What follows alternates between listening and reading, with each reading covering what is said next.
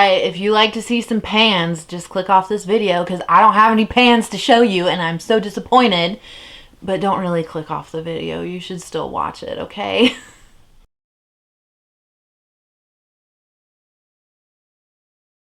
Hey guys, thanks for coming back to check out another video. I keep looking at myself in the viewfinder to make sure my stripes are not crooked because I don't know.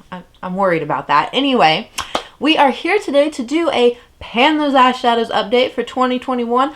I don't even know what update to call this because if you'll recall, I was in the midst of moving.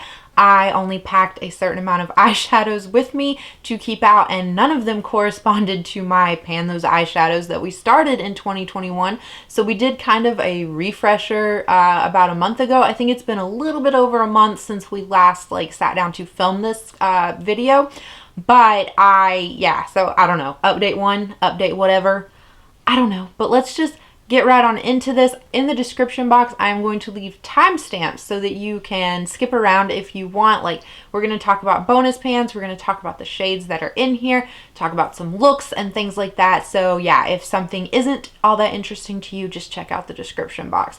But first, I do want to say that this project was created by Alexi. I always make sure to link her in the cards as well as in the description box. She is also doing this series again this year. She did take a little bit of a break from it, and then it just kind of exploded here on YouTube. So she is back doing it again. I will leave her playlist as well in the description box, and I'll just leave some other channels that I know that are doing this series as well. That way, in case you're just really enjoying it, you can check out a lot of other people and have a lot of videos to binge watch. I always think that's a fun time. So let's get right on into this update. Okay, so first, before we talk about the shades that we were actively working on, I do like to go through and just mention if I have any bonus pans. I do only have one bonus pan to show you. It comes from my Menagerie Killer Purr palette. It is the shade Antelope. I have hit massive pan in this shade. This is my current eyebrow shade that I've been using, so I do use a pomade in my not so there eyebrows, and then I like to set it down with a powder. I just typically find a gray kind of taupey shade within my collection, and that's what I use as my brow powder. So I've really been enjoying this. I will continue to use it until it is finished off, but that is my only bonus pan to show you. So on the screen, I will leave for you guys my pan percentage, and it is quite low. I think it's underneath 5%. So part of that reason is because, like I said, I did move. Some palettes I did declutter before my move. Some palettes were given to my mom that she really wanted. And then unfortunately, some of my eyeshadow palettes did not survive the move. They just cracked, crumbled. It was a huge mess.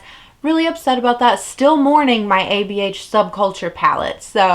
But yeah, that is one reason why my pan percentage has went down so much. A lot of the palettes that unfortunately didn't survive were palettes that did have pan in them. So I'm just not going to be upset about it any longer. It is April. We are just going to work our booties off for the rest of the year and try to get that pan percentage up to at least hopefully 10%. But I don't know. I don't know if we'll be successful. Let me know if you think we'll be successful. Okay, so moving on from pan percentage, let's go ahead and take a look at the color story we were working on. Could I have swatched this any more difficult? Maybe if I hold it like this, hopefully you guys get a pretty good representation. I'm still working on my lighting situation, but this first shade here is Troop, I believe, from the Natasha Denona Metropolis palette.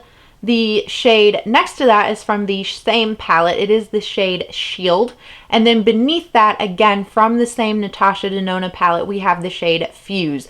These three, I mean, they come from the same palette, but that palette has kind of, it's a bigger palette. It has a few different color stories in it, if you will. So I was really happy that the three shades we ended up rolling from that palette do all go really nicely together.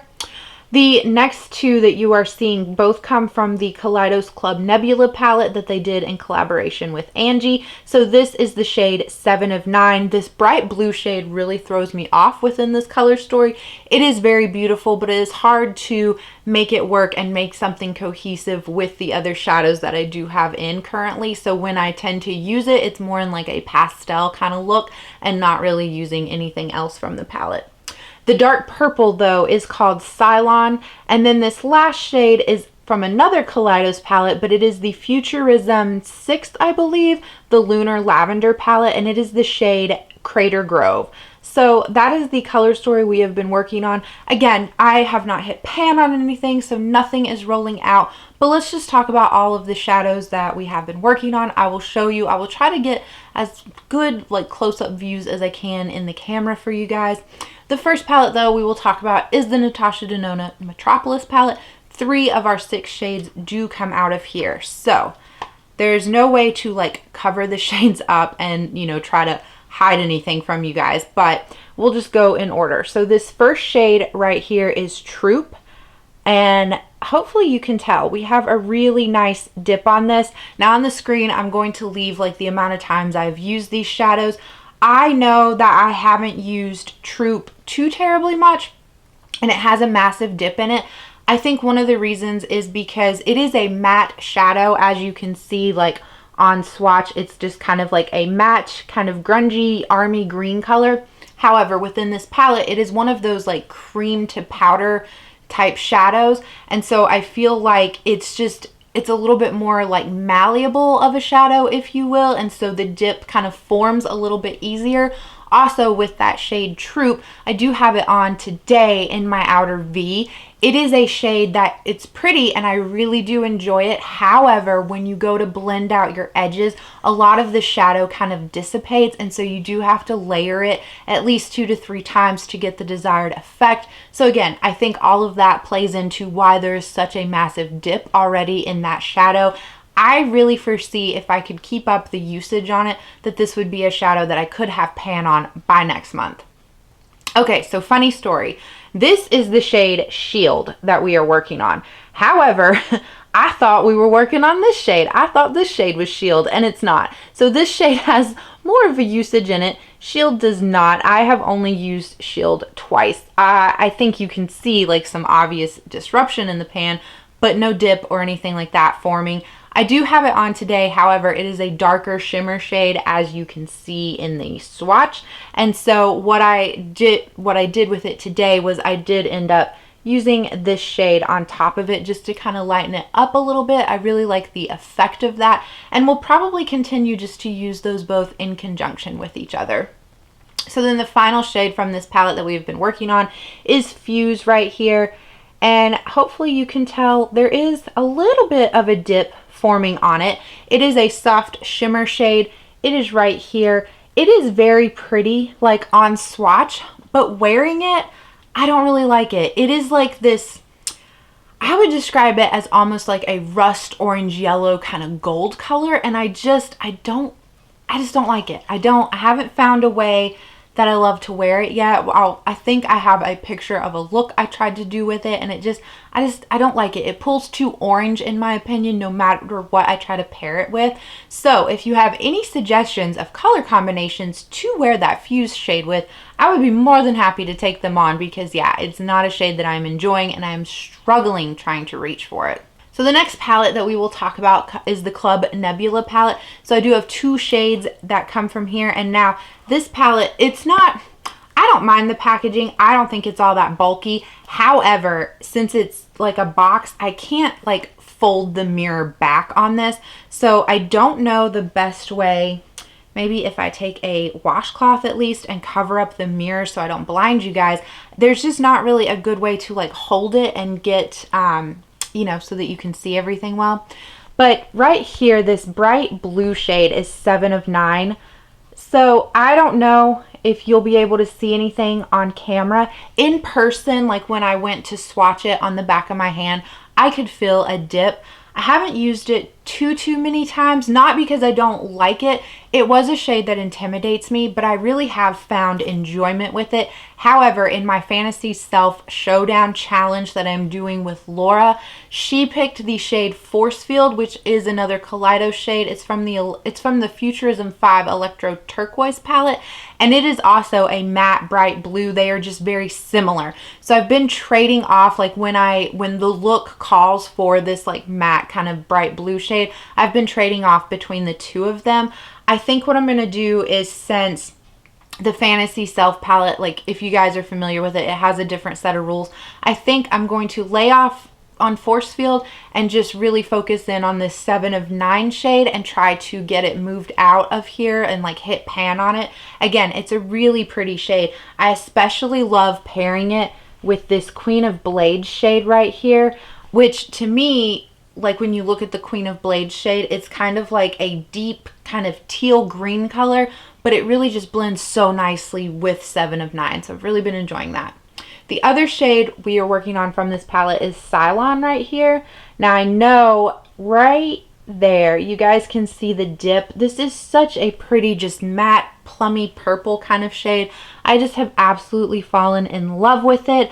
I really like to wear it as an outer V shade. That's how all of my uses have been with it, like lower V or outer V and lower lash line type looks. The only time I wore this shade, and I'll show you the picture of it, the only time that I wore this shade and I wasn't happy with it was I did try to wear it with the 7 of 9 shade because I thought, hey, they're from the same palette, like they should go well together, but they just kind of muddied together and I really didn't like the outcome of it. So it does not work well with that color, but overall I really do enjoy this palette and I'm happy to be working on 2 of the shades out of it. I'm really happy that I did the refresh kind of thing while I was in the process of moving, because the palettes that I left out were palettes that were either like new to me or I really loved and didn't feel comfortable with like loading into like the moving truck. So I kept them out with me, but it's really like, since I did that, it's given me like, it's like I'm giving myself permission to have fun and use these shades, and especially like the Natasha Denona palette. I mean, like, this is an expensive palette, and having it in this project, like in a weird way, I'm more comfortable hitting pan on the shade rather than if I were to hit pan on it organically, because I'm like, I don't know. Does anyone else feel that way? Did that even make sense? I don't know, but we got one more shade to talk about. So like I said, the last one again is a Kaleidos shadow. It's from the Futurism 6, the Lunar Lavender palette. And so it is this last shade right here, Crater Grove, just a deep, dark chocolate brown shade. I believe I've only used it like twice in the month, and it's not a bad shade. It's just I've been much more enjoying the Cylon shade to reach for that to deepen up my outer V's rather than the brown look. I also haven't really been doing a lot of neutral looks when I have been wearing makeup, other than like today. I would consider today like a neutral eye look. But yeah, I've just been more into color, and so I haven't really been reaching for that brown shade. So that is it for as far as like an update goes. Let's get into some looks. So I do just quickly want to say all the eyeshadows that I'm wearing today, with the exception for my inner corner highlight, which is Silver Millennium from the ColourPop Sailor Moon palette, everything else does come from here. So in the crease area, I have the shades Rope and Rhizome, I think is what it's called. So this shade right here, Rope, which is just a nice light warm brown, and then the shade Rhizome right here, which is a mustard kind of yellow shade. Those are in my crease, as well as this green shade, which is called, excuse me while I look, I really don't like this like plastic thing. I wish the shade names were just printed on the palette, but this shade Lethal, which is like a light army green, is also in my crease area. And then, like I said, I have Troop on the outer V, and then a combination of Shield and Orion on my lids. So I really enjoy this. This is kind of like my go-to look with this palette for right now. But yeah, really have been enjoying it. So let me pull up my phone and get some pictures and talk to you guys about the other eye looks I have done. Okay, had to go get my phone. So the first eye look I will show you is the one that I am not like thrilled with how it came out with. So I do have the blue shade 7 of 9 in my crease. That is the only color that I put down in my crease. In the outer V, like I said, I wore the Cylon shade, and hopefully you guys can tell that the two shadows together just created like this gray, muddy kind of mess. And then I do have that Fuse shade on my, like as my actual lid shade.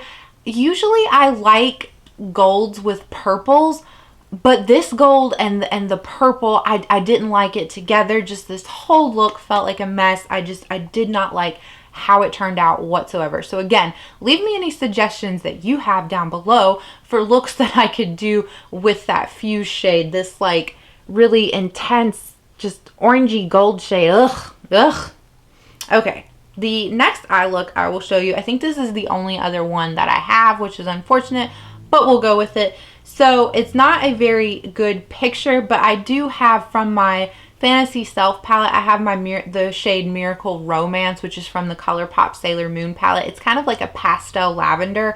I have that down in my crease area, and then I just took Cylon, put that on the outer V, as well as blended that into my crease. And then on my lids, I have another shade from my Fantasy Self palette, which is the shade Oracle. It is this intense duochrome, like pink to green shadow, and depending on what you pair it with, it either can pull more pink or more green. It can work as a topper, or if you really layer it up and go heavy-handed with it, it can work as a standalone lid shade. That's neither here nor there for this update, really, but that is the only other eye look I think that I ended up taking a picture of. So, but I still feel like I showed you 3 looks because my look today does come solely from mostly pan those eyeshadows. So, but that's it. We normally right now would do new roll-ins, but like I said, no pan to be had. So leave me a comment down below which shadow or shadows do you think could be rolling out by next month. Leave me any suggestions of eye looks. I thank you guys so much for watching. I hope you're having a good day, a good night, a good whatever, and I will catch you in the next one. Bye.